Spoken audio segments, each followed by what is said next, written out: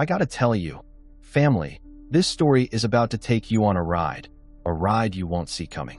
Imagine a situation where you're completely underestimated, looked down on because of your appearance, only to have the tables turn in the most satisfying way. Let me tell you what happened to Dante. It was a bright Monday morning when Dante, a humble mechanic, was busy in his shop, tuning up a few engines and minding his own business. Dante was a hard worker, always had been. He had grown up in a small neighborhood where opportunities were few, and success wasn't just handed to you. But despite the odds, Dante had risen above it. He'd worked his way from the ground up in the automotive industry, learning the ins and outs of every vehicle. What most people didn't know about Dante was that he wasn't just a mechanic. He was the owner of the entire car company. Now, Dante wasn't one for showing off. He preferred to get his hands dirty, working alongside his team and letting people think whatever they wanted about him. And that's exactly where today's story begins. A silver luxury sedan screeched to a halt in front of Dante's garage. Out stepped a tall, well-dressed woman. One of those people who seemed to float through life with an air of superiority. You know the type. Her name was Evelyn Devereaux, a wealthy socialite known for flaunting her riches and looking down on anyone she deemed beneath her. As soon as Evelyn entered the shop, she wrinkled her nose, glancing around at the greasy tools and the hard-working men covered in oil. She spotted Dante, wiping his hands on a rag, and stormed over to him with an air of disgust.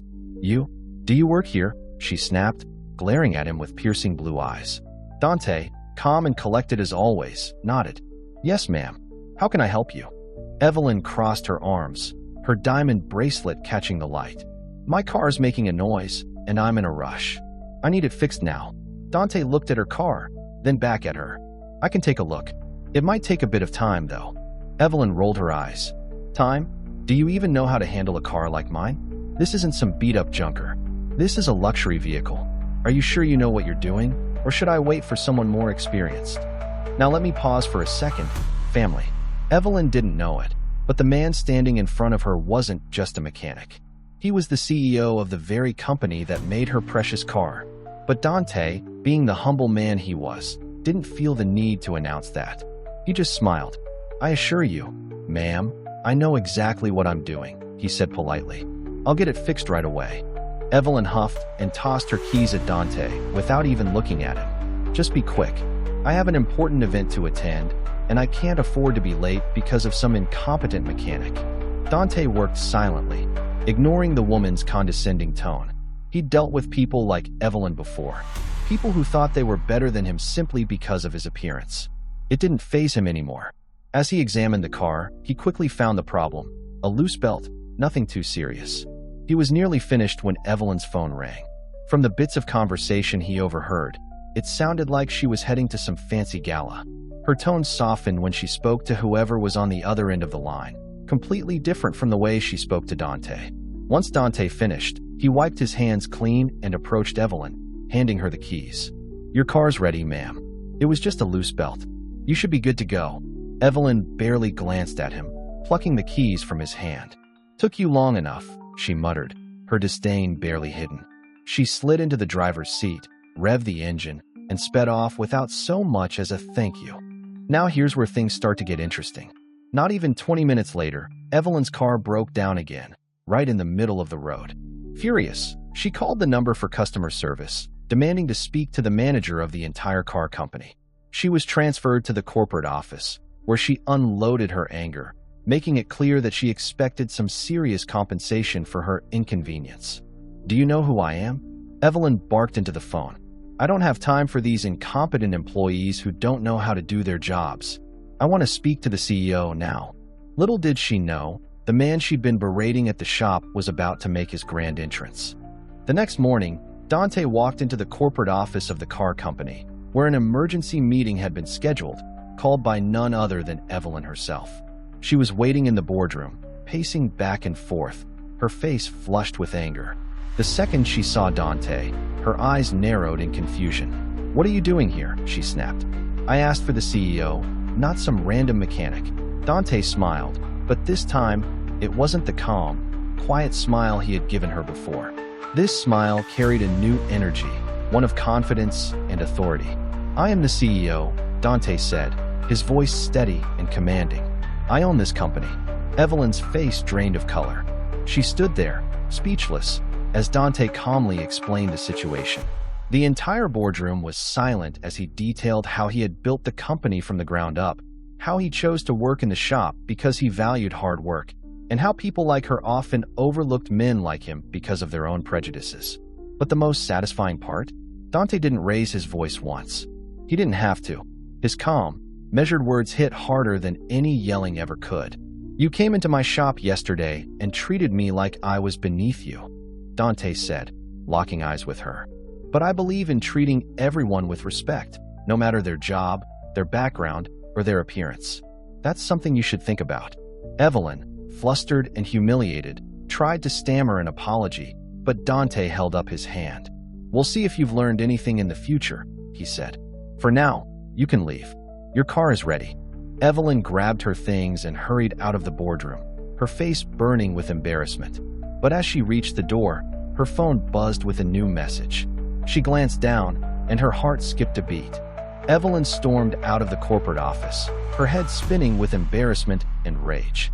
How had she been so blind? How had she insulted a man who owned the very company she was berating? She couldn't believe it, wouldn't believe it. But one thing gnawed at her more than anything else: that text message. "This isn't over." The words haunted her as she sat in her car, gripping the steering wheel, staring down at her phone.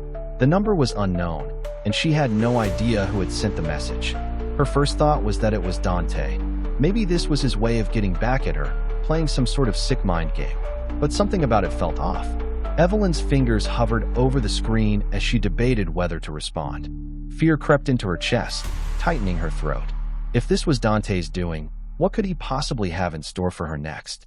The thought of facing more public humiliation sent a shiver down her spine. But Dante wasn't like that, was he? He seemed calm, almost too calm when he revealed who he was. There had been no malice in his eyes, no smug grin on his face. He had put her in her place, sure, but it hadn't felt like a game to him. He'd taught her a lesson, and then he'd let her go. This felt more personal. As Evelyn drove away, she couldn't help but glance in her rearview mirror, as if expecting someone to follow her. The weight of the message stayed with her, thick in the air like a storm cloud ready to break. Over the next few days, Evelyn tried to move on. She buried herself in her social calendar: galas, charity events, luncheons with her rich friends. But that nagging feeling of dread followed her everywhere. Each time her phone buzzed, she felt her heart skip, terrified it was another cryptic message. It wasn't long before more strange things started happening. One night, as Evelyn returned to her sprawling mansion, she noticed the front gate was wide open. Her security team was always top-notch, so how had they missed this? She stepped out of her car cautiously, her heels clicking against the pavement, and called out for the guard. No response. Her hand shook as she pushed open the door to her house, her heart racing. Nothing seemed out of place at first. Everything was perfectly in order. But as she walked through the living room, she saw it. A note sitting on the coffee table. The note was written in bold, black letters. "You're not safe." Evelyn's pulse quickened.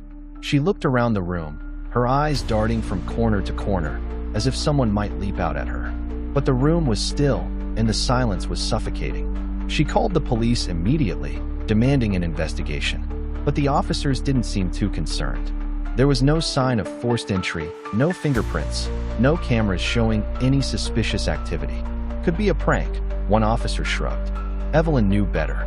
Whoever had sent that text was now escalating, and she had no idea what they were planning next. With paranoia creeping into every corner of her life, Evelyn made a decision she never thought she'd have to make. She needed to talk to Dante. Whether or not he had anything to do with these threats, she had to get to the bottom of it. Maybe he knew something. Maybe someone in his company was targeting her after what had happened. Swallowing her pride, Evelyn called Dante's office. It took some convincing, but she finally managed to schedule a meeting with him for the next day. When Evelyn arrived at the corporate office, her nerves were frayed. She was ushered into Dante's spacious, minimalist office, where he was seated behind a sleek wooden desk, looking calm as ever. "Ms. Devereaux," Dante greeted her, standing up to shake her hand.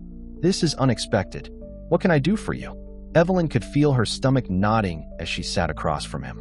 "Look, I know we didn't exactly get off on the right foot, she began, trying to maintain her composure. But something's happening. I've been receiving threats, messages, and I think someone's targeting me because of what happened. Dante's expression softened, but there was a flicker of concern in his eyes. Threats?